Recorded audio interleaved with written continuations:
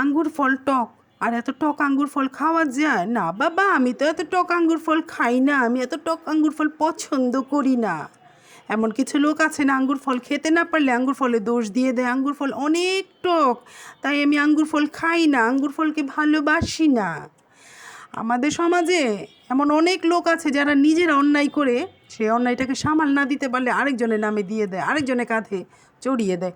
আমি তো এই কাজটি করিনি, ও আমাকে দিয়ে জোর করে করিয়েছে, কিংবা ও আমাকে চাপ দিয়ে করিয়েছে। আছেন এমন বেইমান? তো কেউ যদি তোমার সাথে বেইমানি করে, সেই বেইমানকে ভুলে যেও, সেই বেইমানের কথা মনে রাখবে না, কারণ বেইমানকে মনে রাখতে হয় না।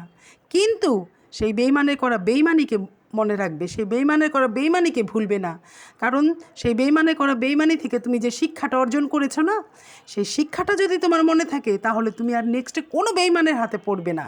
কোনো বেইমান তোমার সাথে আর বেইমানি করতে পারবে না, কোনো বেইমান তোমার সাথে প্রতারণা করতে পারবে না।